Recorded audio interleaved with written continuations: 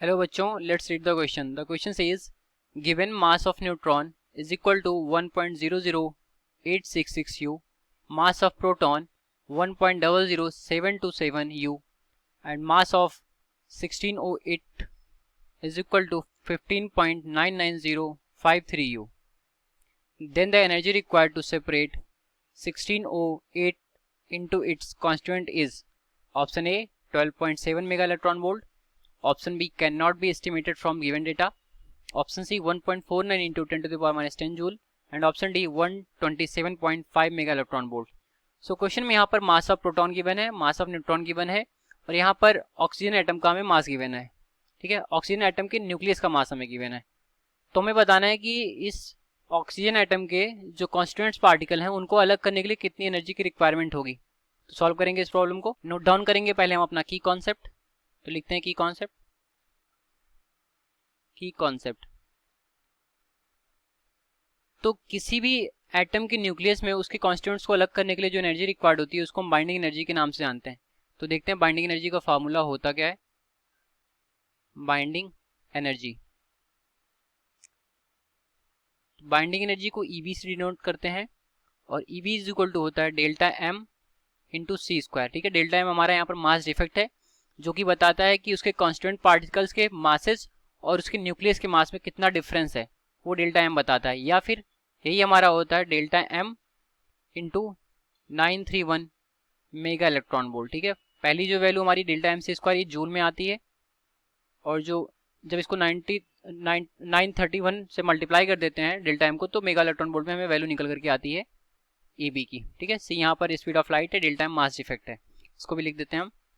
Delta M हमारा क्या है, मास डिफेक्ट.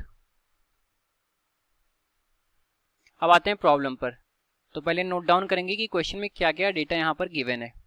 तो क्वेश्चन में हमें मास ऑफ न्यूट्रॉन दे रखा है, इसको MN से डिनोट करें. ये दे रखा हमें 1.00866 U मतलब एटॉमिक मास यूनिट, और मास ऑफ प्रोटॉन दे रखा है MP is equal to 1.00727 U, और वहीं पर ऑक्सीजन के न्यूक्लियस का मास दे रखा है, इसको हम कैपिटल MO से डिनोट कर देते हैं. ये दे रखा है 15.99053.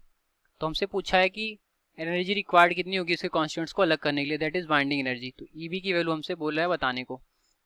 तो अब सॉल्व करेंगे इसको. तो हम फार्मूले की हेल्प लेंगे, सेकंड वाले फार्मूले की. तो हमें मास डिफेक्ट निकालना होगा, उसको 931 से मल्टीप्लाई करना होगा. तो मास डिफेक्ट क्या होगा हमारा, sum of mass of neutron plus mass of proton minus mass of oxygen. ठीक है, तो यहाँ से लिखेंगे EB is equal to MN plus MP minus MO, और इसको मल्टीप्लाई कर देंगे किससे, 931 से. तो वैल्यूज यहाँ पर हम पुट करेंगे. MN की वैल्यू कितनी है 1.00866 और प्लस 1.00727, और ये हो गया हमारा मास of neutron plus mass of proton minus mass of oxygen का न्यूक्लियस हो गया 15.99053. ठीक है, इंटू 931. हमने यहाँ से U को इसलिए हटाया है क्योंकि 1 atomic mass unit is equal to होता है 931 मेगा इलेक्ट्रॉन वोल्ट. ठीक है, तो हमने U को मेगा इलेक्ट्रॉन वोल्ट में कन्वर्ट कर दिया बाय मल्टीप्लाइंग 931. तो अब इसको सॉल्व करेंगे. तो यहाँ से देखते हैं EB कितना निकल करके आएगा. तो पहले हम इनको आपस में सम करते हैं. ठीक है, और यहाँ पर हम देखें अगर, तो ऑक्सीजन का जो न्यूक्लियस है उसमें 8 नंबर ऑफ प्रोटॉन और 8 नंबर ऑफ न्यूट्रॉन्स हैं. तो हमें यहाँ पर 8 का मल्टीप्लाई भी करना पड़ेगा. ठीक है, तो यहाँ पर हम 8 का मल्टीप्लाई कर देते हैं. यहाँ पर ये हो गया 8, और यहाँ पर भी 8 हो जाएगा, क्योंकि इसके पास 8 नंबर ऑफ प्रोटॉन्स हैं और 8 नंबर ऑफ न्यूट्रॉन्स हैं, जो कि यहाँ से दिखाई पड़ रहा है. ठीक है, इसको भी अगर देख लें तो 1608 दे रखा है. तो A इज इक्वल टू यहाँ पर 16 हो गया. तो जब A हमारा 16 हो गया और Z इज इक्वल टू यहाँ पर कितना 8 है, तो Z हमारा P के बराबर होता है नंबर ऑफ प्रोटॉन. तो Z इज इक्वल टू 8 हो गया. अब A हमारा 16 है तो हम N की वैल्यू निकाल सकते हैं. तो Z is equal to N plus P, A is equal to N plus P. तो P की वैल्यू यहाँ पर डालें 8, तो यहाँ से जो N की वैल्यू निकल करके आएगी हो जाएगी 8. तो इसलिए हमने 8 का यहाँ पर मल्टीप्लाई कर दिया. तो इसको बाहर ले लेते हैं हम 8, तो यहाँ पर लिखेंगे 8. ठीक है, अभी इसको सॉल्व करते हैं। सॉल्व करने के बाद देखेंगे वैल्यूज कितनी आएंगी।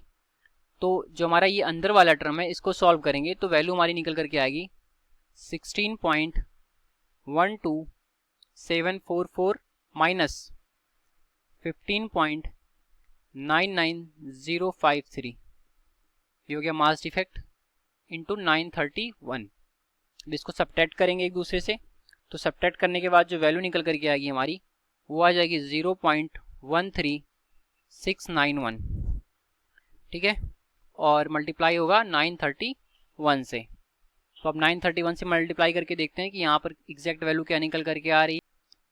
तो 931 से मल्टीप्लाई करने के बाद जो ई बी की वैल्यू आएगी वो आ जाएगी हमारी 127.46321, और ये किस में होगा, मेगा इलेक्ट्रॉन वोल्ट में। इसको अगर हम अप्रॉक्सीमेट करें तो 127.5 मेगा इलेक्ट्रॉन वोल्ट ये हो जाएगा, ठीक है, राउंड ऑफ करने के बाद। तो जो हमारा एनर्जी रिक्वायर्ड है टू सेपरेट इट्स कॉन्स्टिट्यूएंट्स वो कितना आया, 127.5 मेगा इलेक्ट्रॉन वोल्ट। अब इसको हम अपने ऑप्शन से मैच करें तो ऑप्शन नंबर डी हमारे सोल्यूशन से मैच करेगा। तो जो हमारा करेक्ट ऑप्शन हो जाएगा वो हो जाएगा ऑप्शन नंबर डी। इसको भी लिखेंगे, hence option D is correct, ठीक है। तो ये रहा इस क्वेश्चन का हमारे correct solution. I hope you understood it well. Thank you.